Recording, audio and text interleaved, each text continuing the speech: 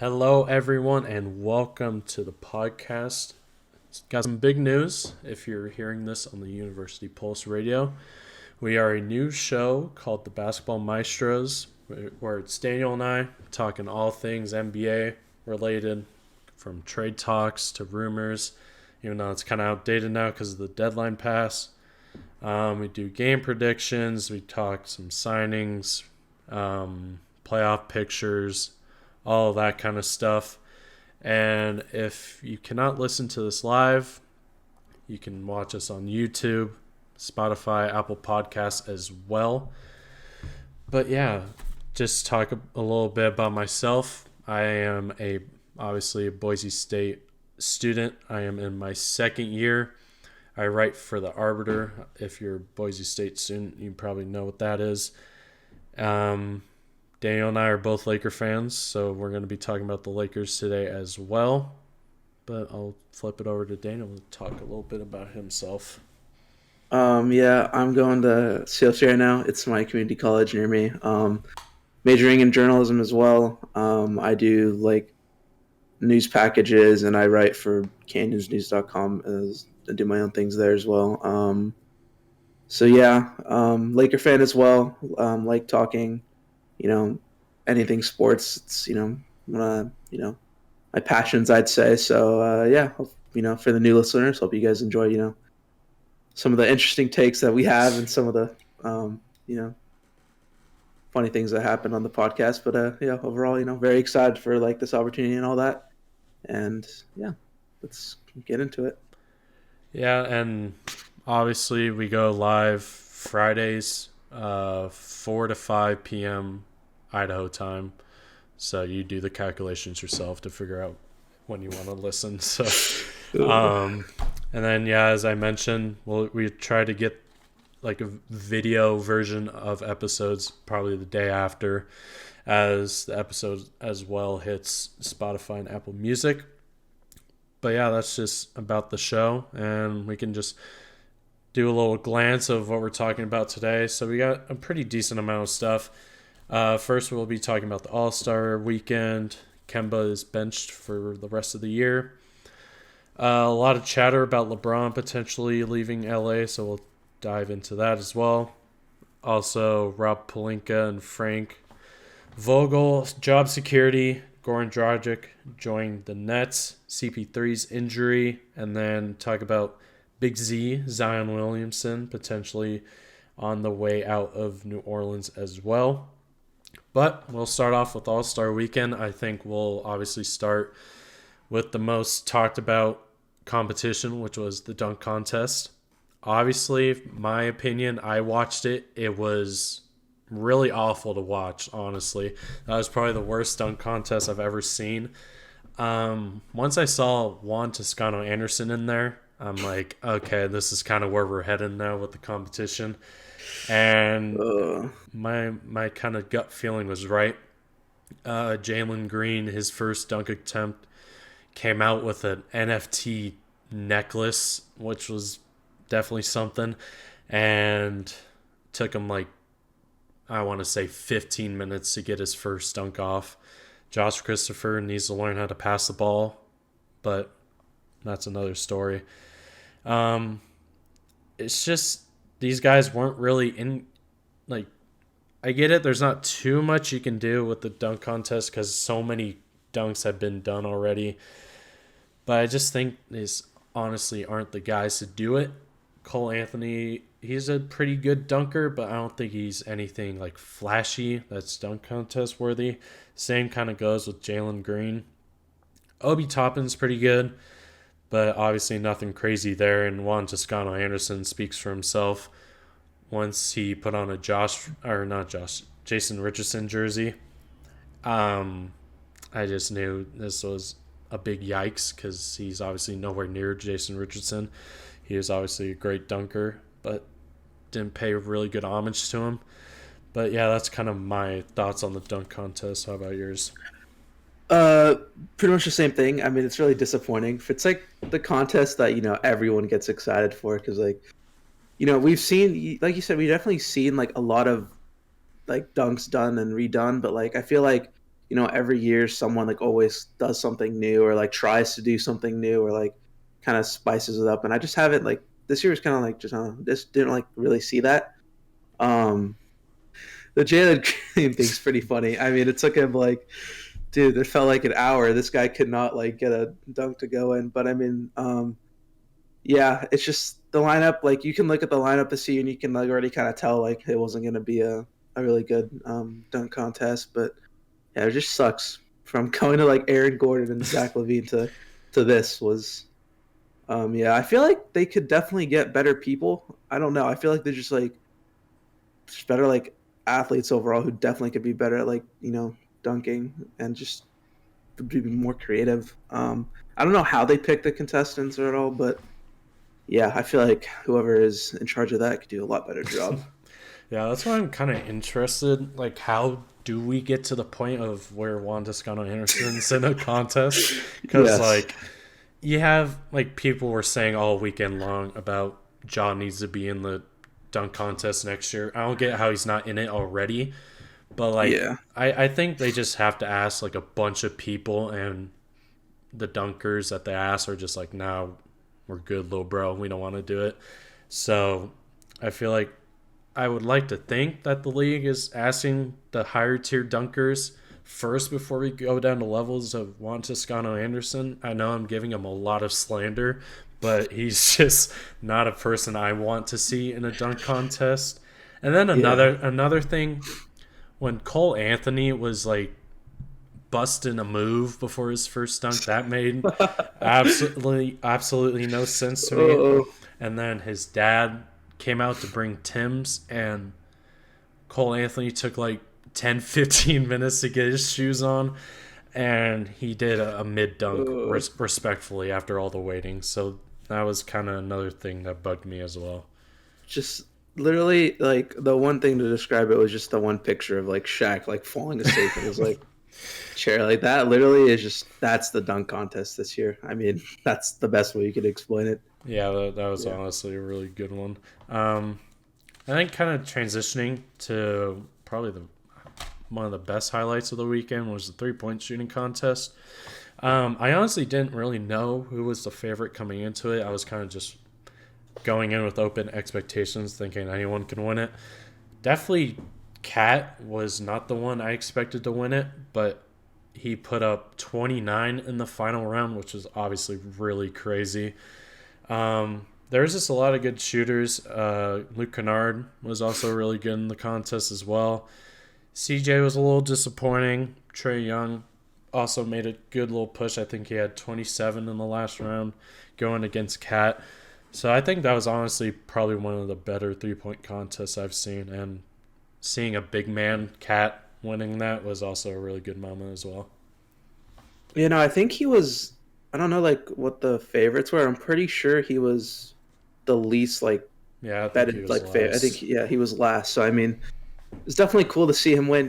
We've I'm definitely a Cat fan. I think I've kind of become a Cat fan just because like for fantasy basketball, like I've always like kind of drafted him and had him. Not this year, but and I also have a jersey of him. That's a story for another time. But yeah, Uh, I've kind of become a Cat fan. I will say he's probably one of my more favorite players in the NBA. So seeing him win is pretty cool.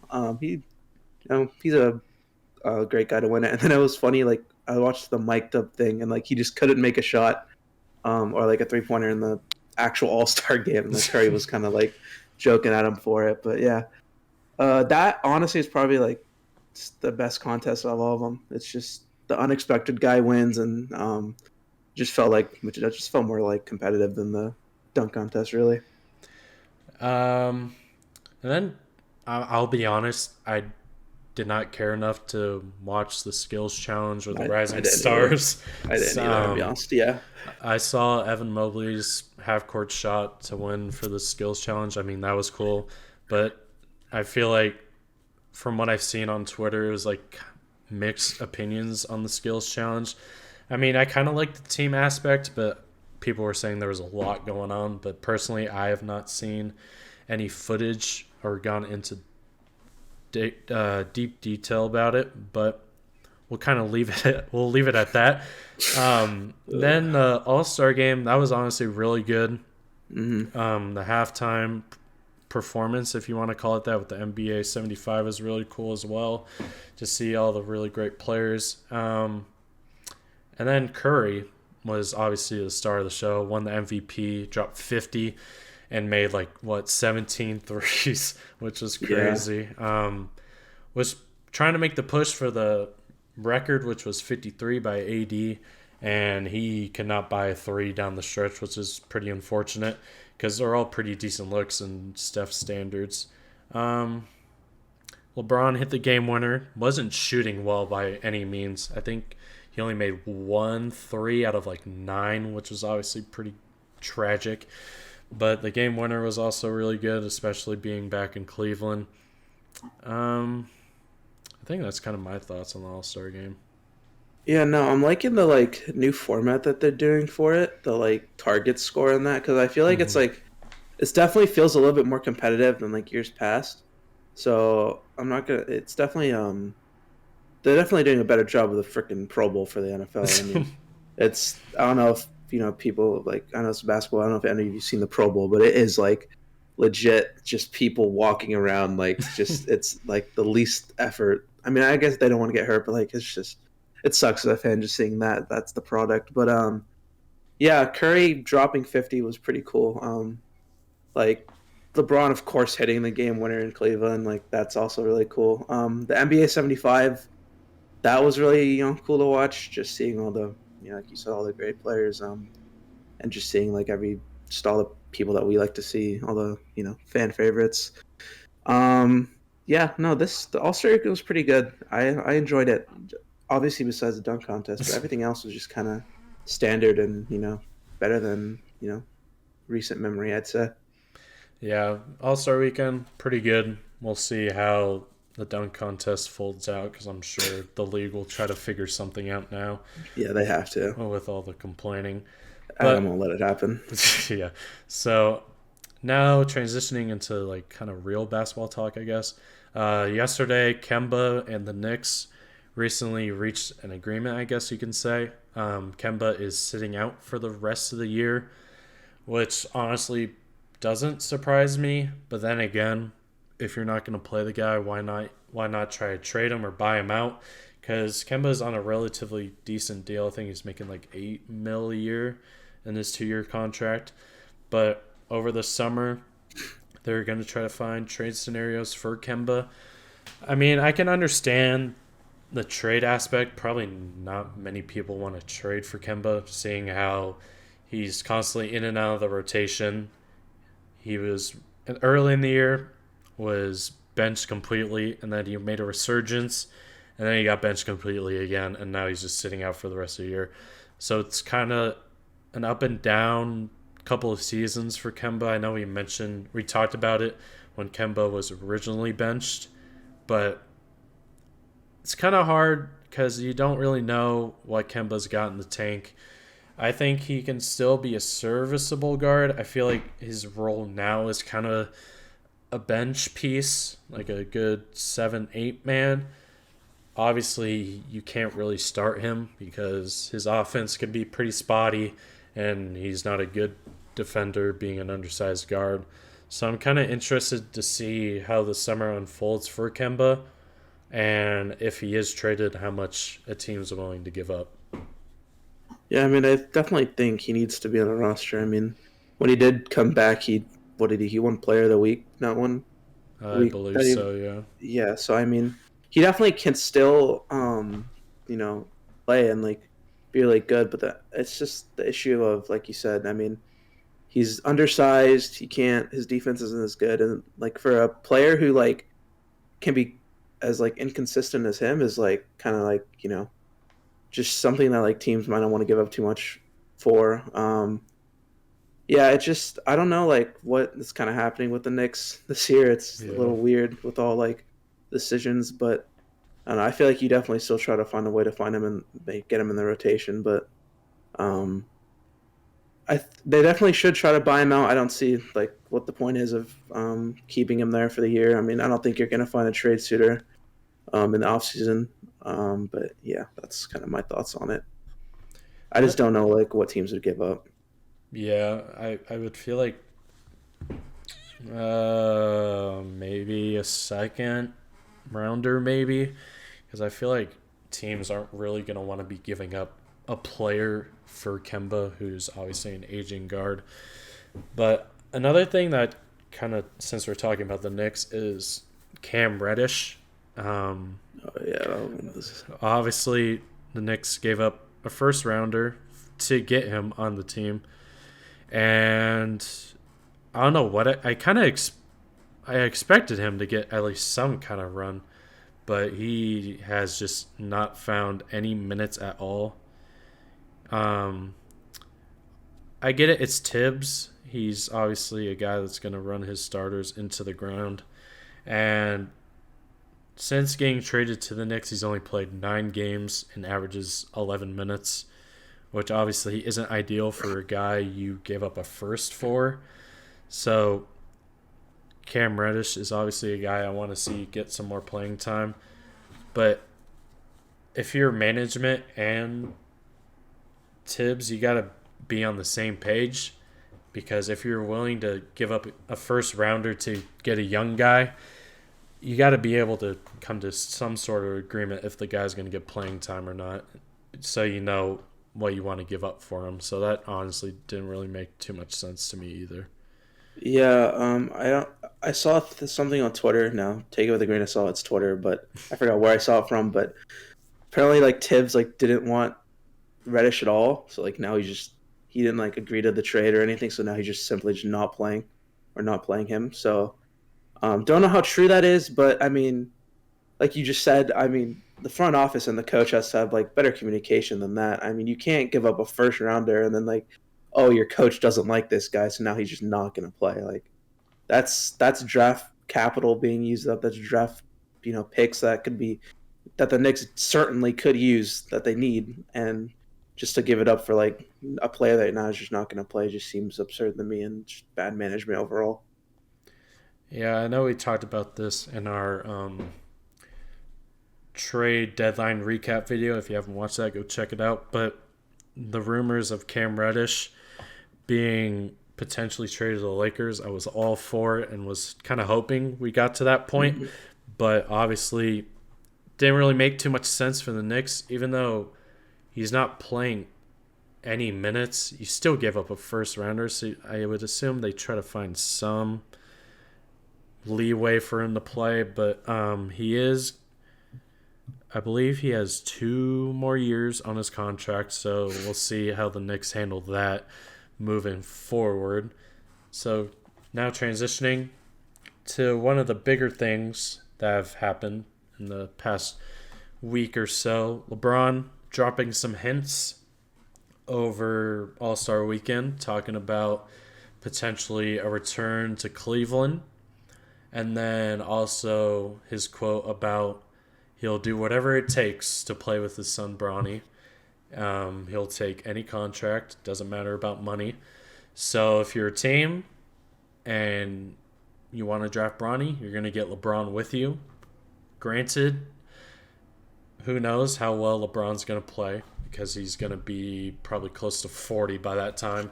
So we'll see how that pans out. But kind of interesting to see. There's been conflicting reports of he would be open to returning to Cleveland, and then Shams came out, I believe, yesterday and said that there's no tension between LeBron, the Lakers, and he intends to stay there for the rest of his career, or at least until Bronny comes into the league, and see where he goes.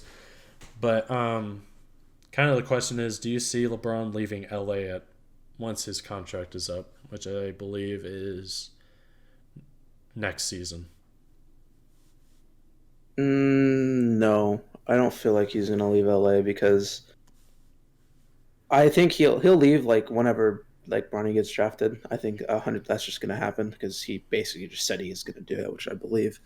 But I just don't see a reason for him to leave LA. I feel like he's kind of at that point in his career where I don't know really know how much he's like chasing championships as much. I mean, obviously, like he made a pretty big move in getting Westbrook, but I think he's kind of just content because it's LA. Like he can do like it's one of the biggest markets in the NBA and like what they have to offer. So I don't see him leaving the team. Like part of it, I don't know how like worse we're gonna get with him being here. Um, but yeah, I just don't see a team that he'd go to really. So I'm gonna say that I don't think he leaves until Bronny gets in the league. Yeah, I would agree with that. Then kind of transitioning into the Rob Palinka and Frank Vogel kind of thing going on.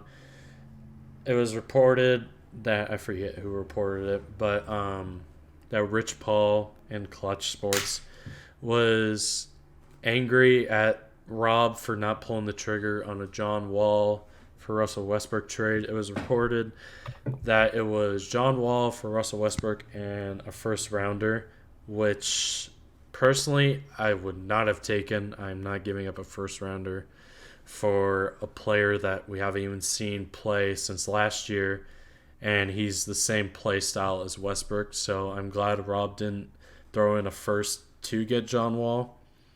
But I can understand the frustration if there was any, but Rich Paul said there is none and that it was a lie. But I can understand how fans can be frustrated because obviously, bearing some kind of miracle in the second half of the season, this team is its ceiling is, let's be honest, first round of the playoffs if they get there out of the play-in.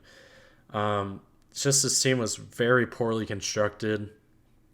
Not gonna lie, coming out of free agency, I thought this team could somehow work because obviously you got to be optimistic as a fan, but it's just too many old geezers on this team, and things just have not worked out to say the least. I mean, we beat Utah twice, which was something.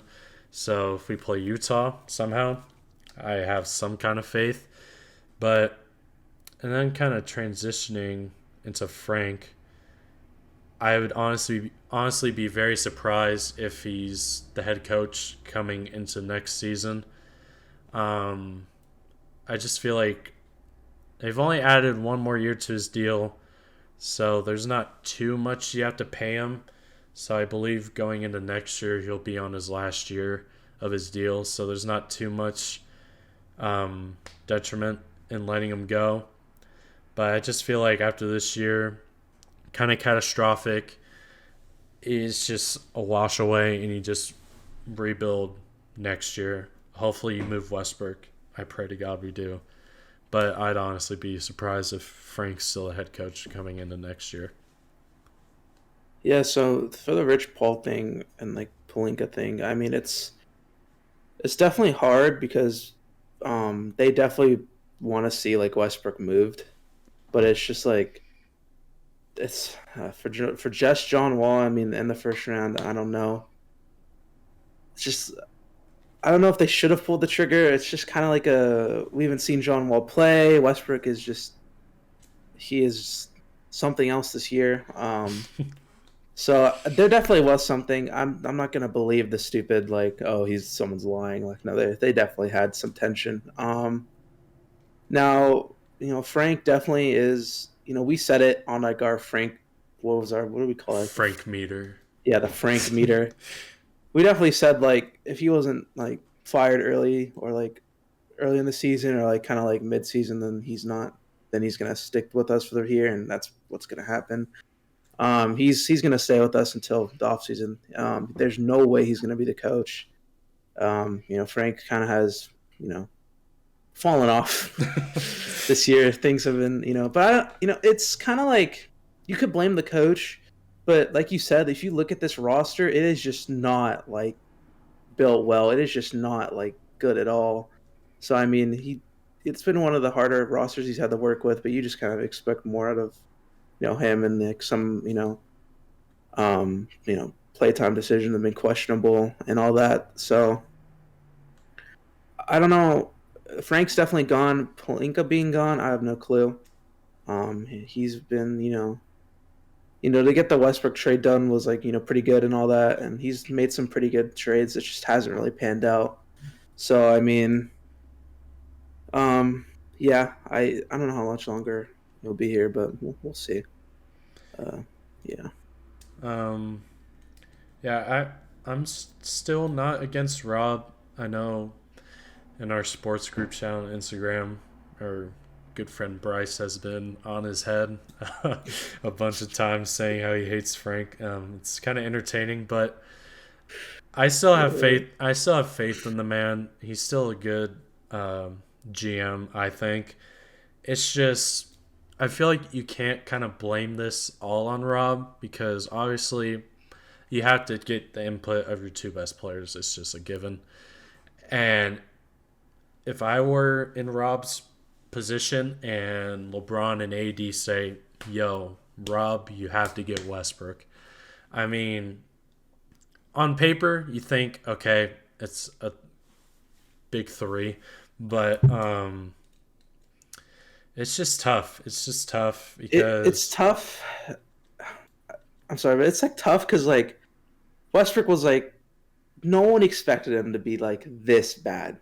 yeah, Like let's be honest. Before the season, like we knew that it couldn't like they obviously couldn't work out, but this bad, like let's be realistic. Like that definitely were a lot of Laker fans saying, "Oh, like this is gonna work." Like we're excited. Now those are the same Laker fans saying like Westbrook is like the worst player I've ever seen. Like get him out of here.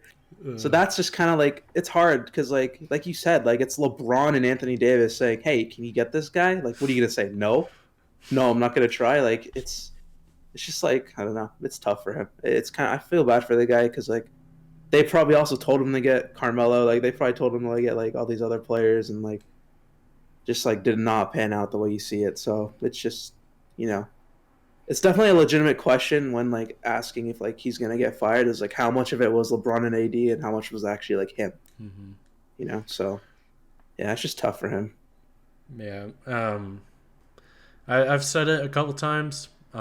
Laker fans are kind of lack, for lack of a friendly word, kind of slow.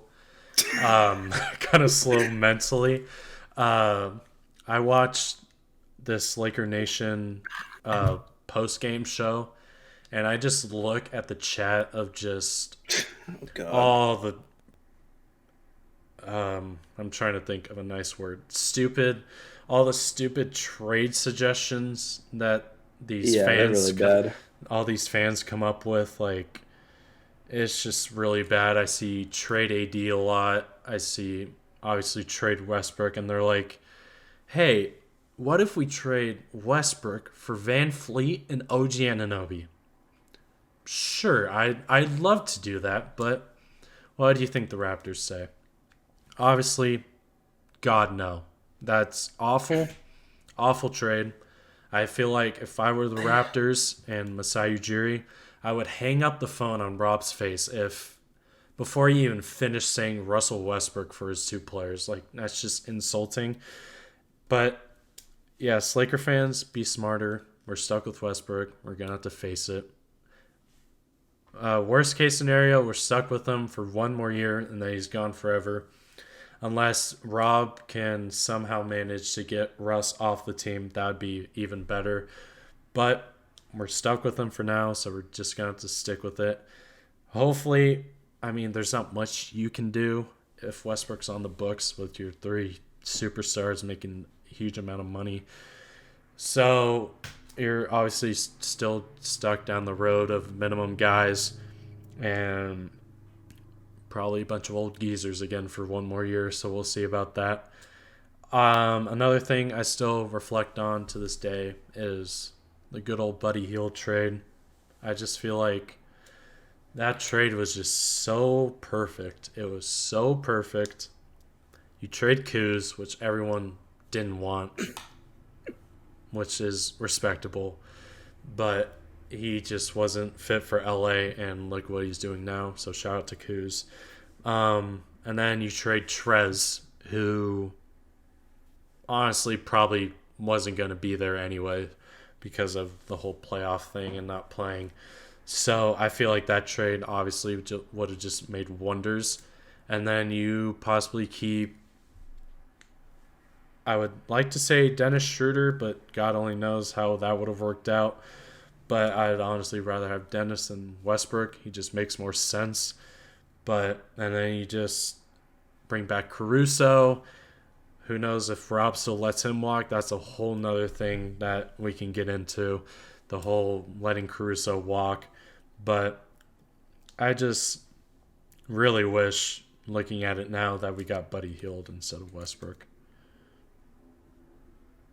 Yeah, I think every Laker fan say the same thing. Looking at that, it's just the perfect fit. It's like what we need, and we got Westbrook. We got Westbrook. So I mean, it's just unlucky, as I like to say. Just an unlucky off season and how the trades went. That's all I'm gonna say.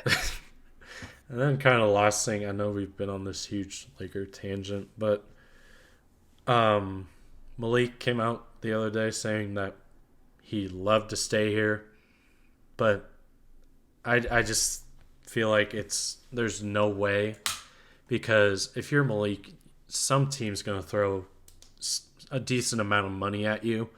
And the best case scenario for the Lakers to keep him is if we somehow free up space to offer him a full mid level, which I believe is like 8-9 million, I want to say. But I feel like a team's obviously going to outbid the Lakers, so I wouldn't be like 90%, actually like 98%, he's probably not going to stay. I just find it hard to believe that a guy like Malik having a huge year like he's having, one of the very few bright spots for this team this year. I just find it very hard to believe that he's going to want to take a mini mid level, which is 5 mil for the Lakers case, or take another minimum, which I find just very unlikely. Yeah, we're definitely not gonna keep Malik. I don't see him staying here. There's definitely gonna be a team that, like you said, they will throw money and he's gonna take it. Mm-hmm. Um, so yeah, I can't wait to see how this roster looks next year. Especially for years to come. Once I don't even know how. Or it's just gonna be LeBron and AD riding it out, I guess. But yeah, this roster is gonna be interesting. And that's all I really have to say about it. I don't want to think about the Lakers anymore. Okay, now going off that, we have a new signing, Goran Dragic, recently signing with the Brooklyn Nets, which honestly wasn't very surprising to me. A guy like Dragic is obviously going to go to a team that's contending, and the Nets are kind of in that bubble. I wouldn't say for sure they're the number one contender to win it all, but obviously he's going to have a good chance going with the Nets. So, kind of my thinking is he was brought on for when Kyrie is out for home games. But I believe it was yesterday that that New York is contemplating lifting the mandate. So that's a whole new page unlocked that Kyrie can eventually, or kind of, could play home games, seeing how that kind of pans out. But obviously, Dragic was on Toronto. That didn't work out. Didn't really find a spot in the rotation.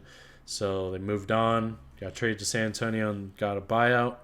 And now he's with the Nets. So I feel like it's a solid signing.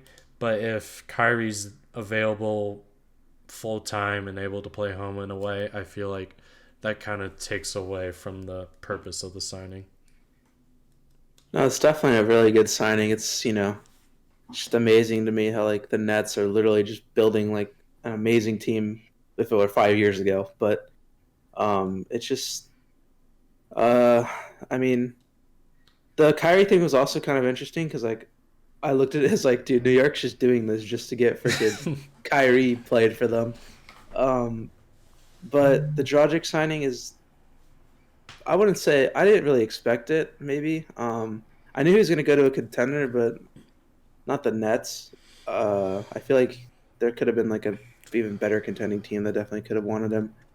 Um, but yeah, Dragic going there was kind of what everyone expected. Everyone expected him to go. I mean, going to a contender. My bad.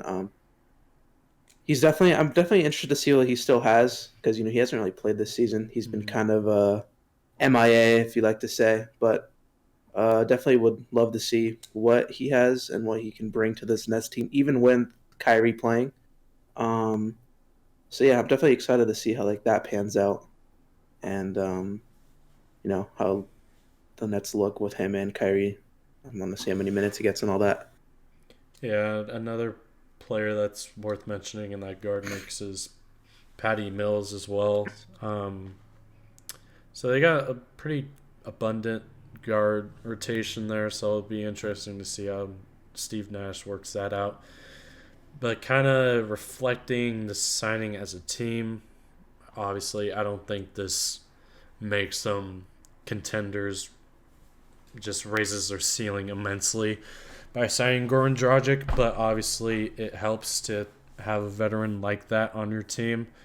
And as you said, kind of just seeing what he has in the tank. Obviously, not playing basically at all this year. We'll see how his game translate and how fast he can produce. But the Nets obviously are kind of my sleeper. Coming out of the East, they're still a really good team. I've said it before in the trade deadline video that I still view them as a pretty good team. I feel like they got a lot better with the pieces that they got.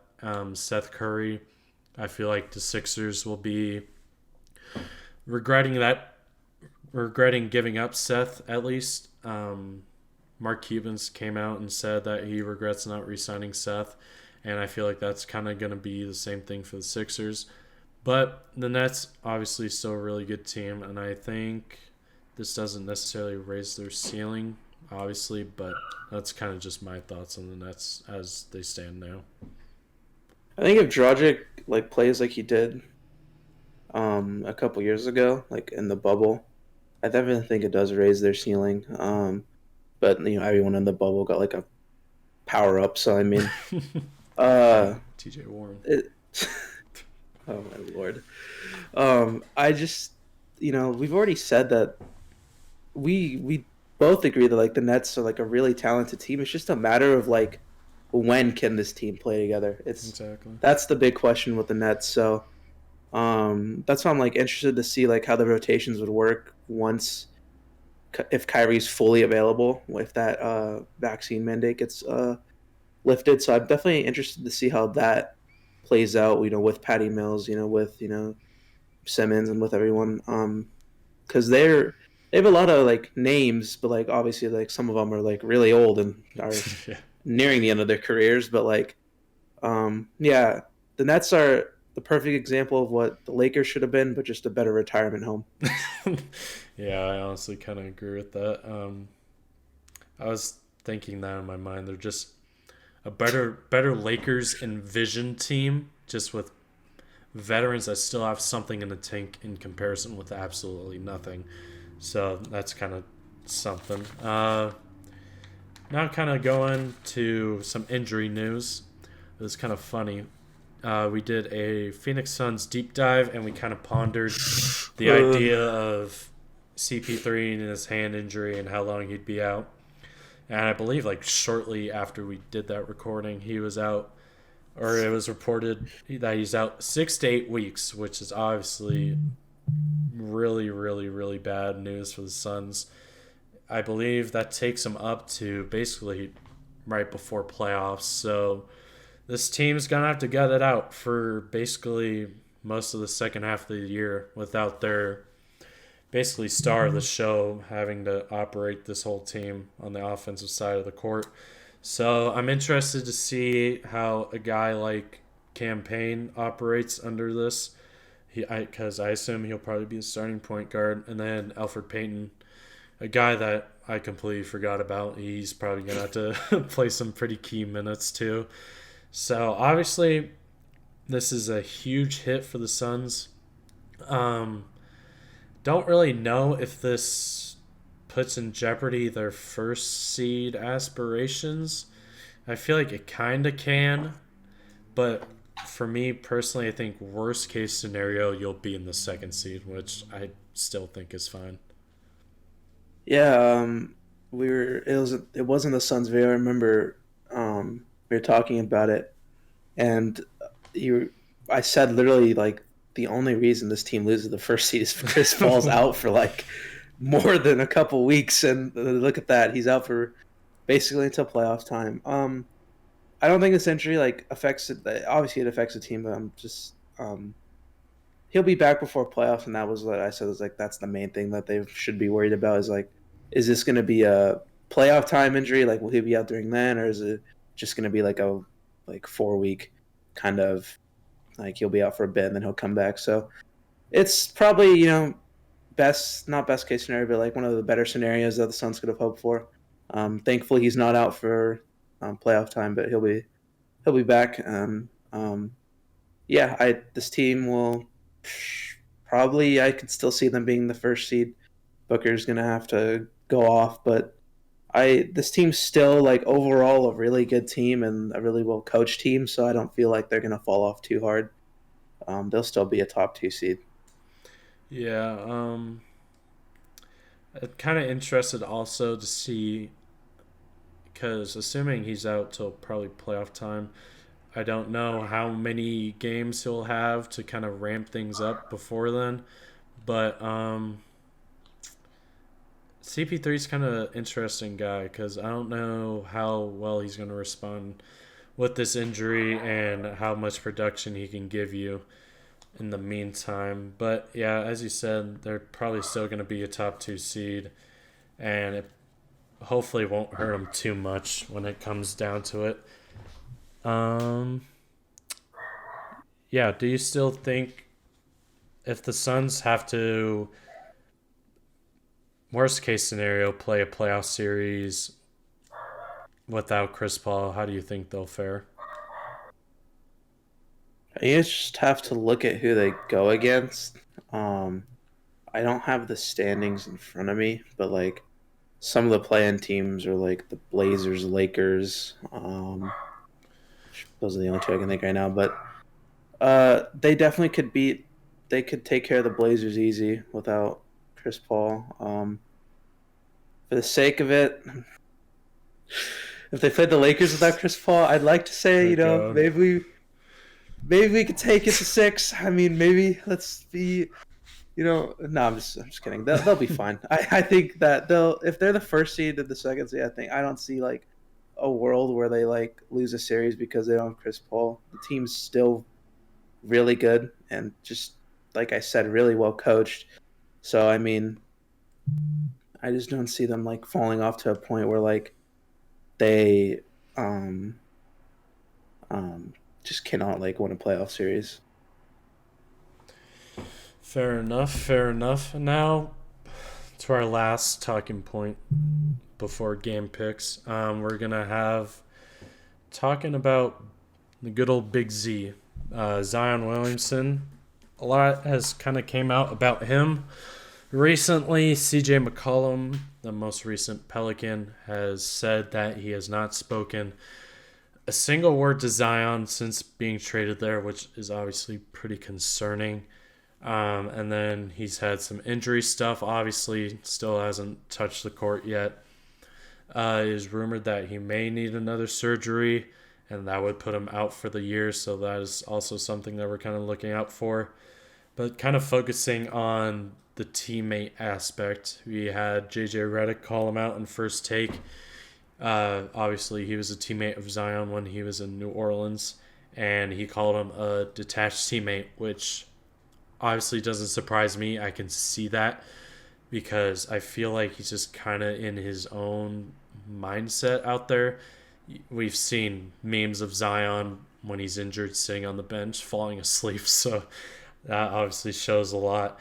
But yeah, it's honestly doesn't really surprise me. Obviously, you'd like to see more out of a franchise player and the number one pick that you drafted, but he has come out and talked to CJ after basically getting pressured by the media to be a better teammate. So it shouldn't have to take that to be a better teammate and reach out to people. especially with a guy like CJ McCollum, who's a two or third guy behind you once your team's healthy. So that obviously is not a good look for the Pelicans and Zion in specific.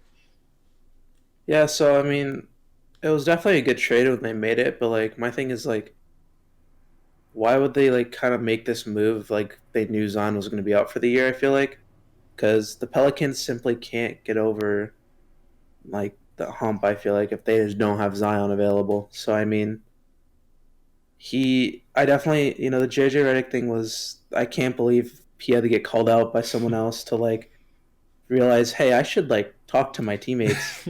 But like it's funny because like I've seen like so many things like him like now like there's like something on Twitter saying like, oh, like he's talking to his teammates now, or like his teammates are saying he's reaching out. So it's like crazy how like the media has like so much influence over some of these players sometimes, and like just to like make them look better and stuff like that.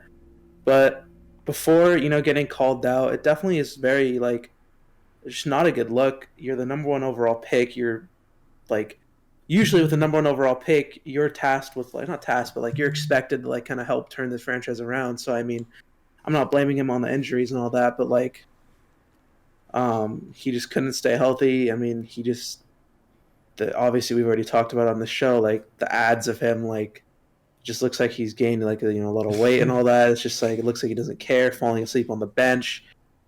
Um, it just doesn't.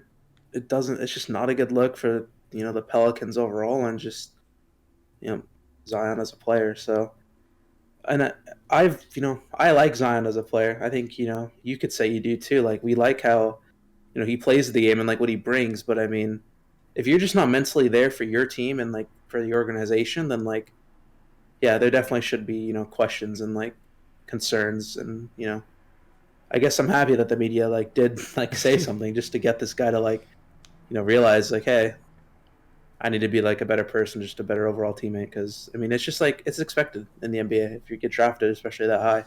It's something that like you should do, and like growing up, like you've always been told like be a good teammate. So I mean, I would imagine that he should have known that by now. But Zion, surprises many of us still to this day. So And then another thing that I've been seeing on Twitter, and you mentioned it earlier, that Twitter is a special place, but people are kind of going out already and calling him a bust, which personally I'm not ready to yeah, have that discussion yet, but he's definitely getting close to that line because you mentioned he's not really taking care of his body pretty well, and it's definitely showing. And number one pick, you expect better.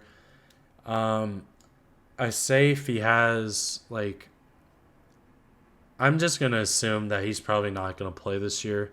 It's yeah. it's just looking that way. If he misses all of next year as well, that's definitely a red flag, and I'll be ready to have that discussion because this guy is a really dominant player.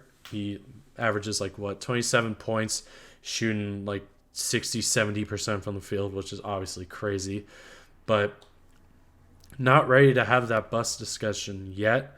But I feel like we're kind of heading down that path with the way things are going, and kind of begs the question, do you think, I believe after next upcoming season, he'll be due for a rookie extension. Do you think he'll? I think if he doesn't take it, he'll be the first rookie to ever not take a rookie extension. So, do you think he will decline it and go somewhere else, or do you think he'll stay in New Orleans? I mean, he has to like kind of realize like he hasn't played at all. So like it's just I don't know like what he thinks of New Orleans overall as like a city and like an organization and all that. Because they'll definitely be a team who offers him something. Mm-hmm. I just don't know how much money it will be. So if he doesn't play this year and like for the start of next year, I'm gonna say he leaves. Interesting. Because I think it's like 180 million extension, which is not Actually, a never. it's That's not a Zion. it's not a lot if you're actually playing basketball games and showing your production as a rookie. But we're talking Zion. we're talking about Zion here, Dude, who's absolutely nothing. He'll take it. so he's played maybe like 10 million of that, and that's really generous. So it's a complete different discussion. Uh, I I feel like Zion's kind of the guy that says what's best for fans because I I just have a suspicion that he aspires to be in the big city in the big market like New York. I feel like that would have been perfect for him as a player and for the Knicks that were kind of down bad, but they had that season last year and now they're back to where they were. So I feel like Zion would have definitely been a huge bright spot if he were to fall to the Knicks. And we can argue if the draft is rigged or not, but that's a whole different thing. But Zion, I feel like there's definitely a real chance I feel like he can decline that. If a rookie were to decline a rookie extension, I feel like it would definitely be Zion. Um, it's just, I don't know if there's really a team to offer him the big enough money for him to leave, but I don't know. It's kind of interesting. I feel like he's just kind of a player that doesn't really want to spend his whole career in New Orleans. I wouldn't be surprised if he finds a way out early. Yeah, that's the thing. It's like the big question with it is like, is there a team that will give him more money? And I think for him, like a player, I think he definitely just will go like where the money is. Mm-hmm. So it's just like, yeah, it's just a question of like who's gonna offer him that money. I know that he'll definitely get interest, obviously, because like it's Zion, but will they offer more than the extension that he's declining is the question. So um, that's definitely something interesting. And yeah, I mean, like you said, for a rookie to decline the extension, of course it'd be Zion. Why wouldn't it be? All right, and that's all our talking points. Now we're jumping into game predictions. If you're new to the show, it's basically where Daniel and I just take the games of the day. We record on Thursdays, so this show's maybe going to be a day late, but it's fine. So we pick games from Thursdays and we just pick whoever we think wins. So we've been doing this for quite a fat minute. So my record right now is 42-29, which is obviously pretty good. But now kind of transitioning into today's games. Starting off with Cavs at Pistons. I got the Cavs here. Not really too much discussion. Cavs are just a better team than the Pistons, obviously. Boston at Brooklyn. I'm going to take Boston here because Boston's been kind of streaking lately. And the Nets still not full strength, so I'm going to take Boston there.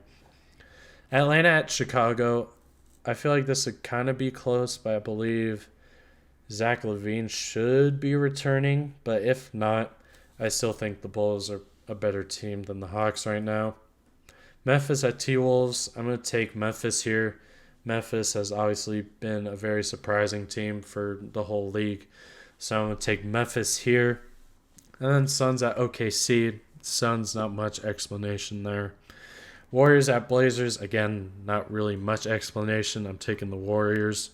And then last, Denver at Sacramento. I'm going to take Denver. Once again, I just think Denver's a better team, even though Sacramento has shown some flashes with Sabonis and all their new players, but I'm going to still take Denver here.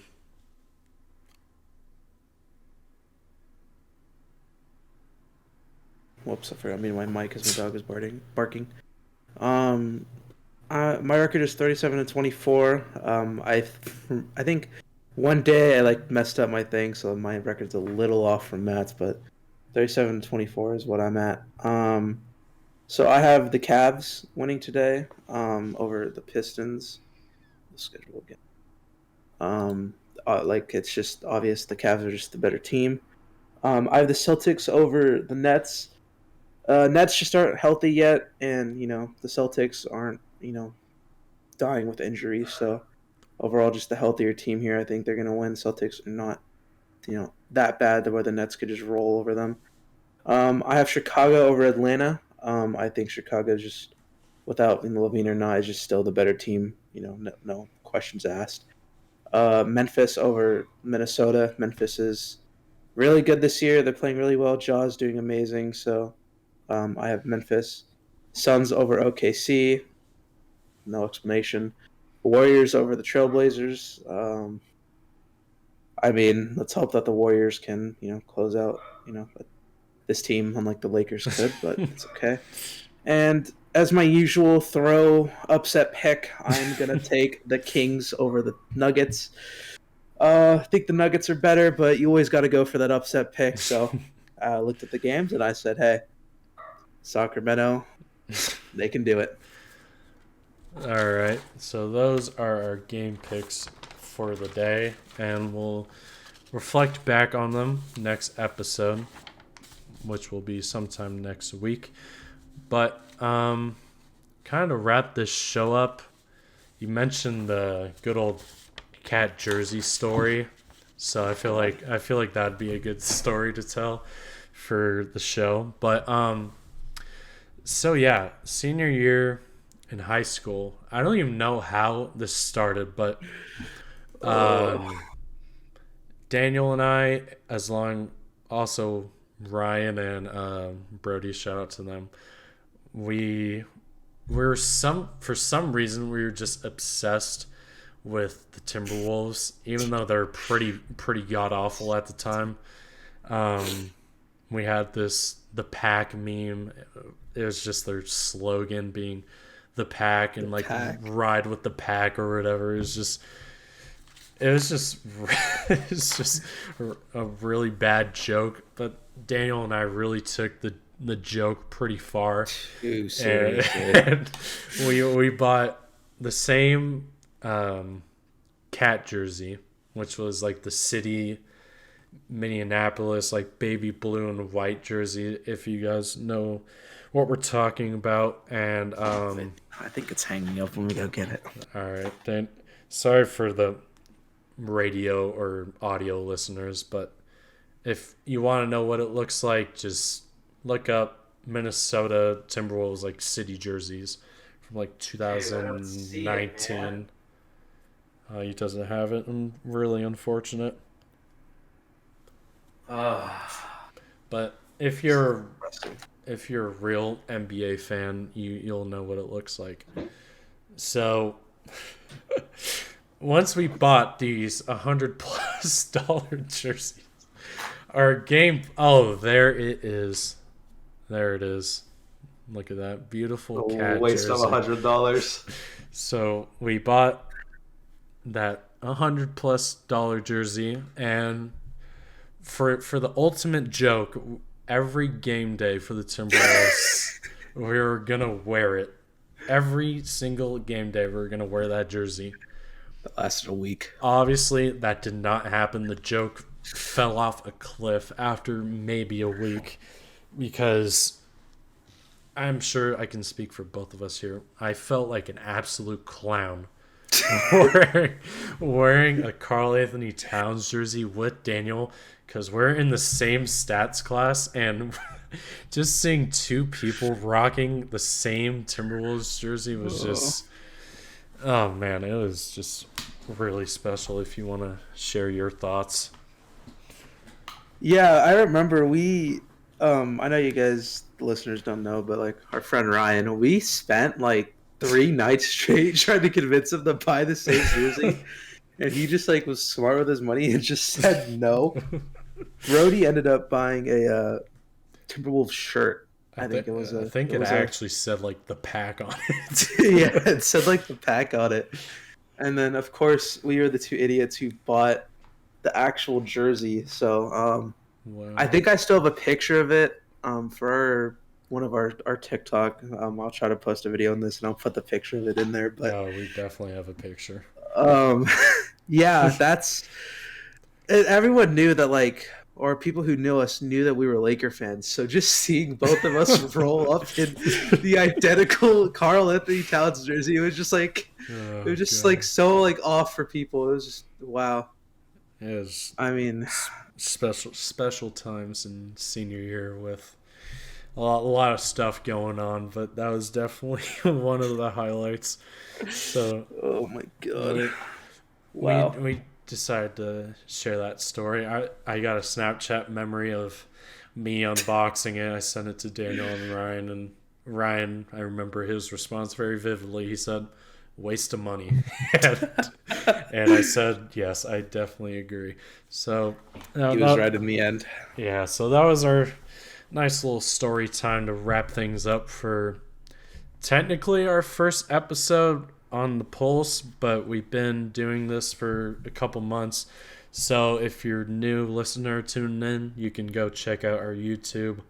I'm sure it'll be linked on our University Pulse like profile thing if you want to check that out. But it's just the Basketball Maestros on YouTube. I'm sure it'll click up right away. So if you want to check that out, feel free. Um, Also, same with our other socials, just the Basketball Maestros on Instagram and TikTok as well. And yeah, that'll about do it. If you're watching this on YouTube, leave a like, subscribe, comment. Check out all our socials in the description. If you're watching this on Spotify or Apple Podcasts, I think you can like rate it or something. So 5 stars. yes, feel free to rate it 5 stars. That'll be greatly appreciated. And if you're listening on the Pulse, thank you for listening. We go live every Friday from 4 to 5 p.m. Idaho time. So feel free to keep checking us out. And then shout out to Paul Halushka for editing all our stuff and coming along on this ride for us. And yeah, I think that'll about do it. So we will see you guys next week. Take care. All right, see you guys.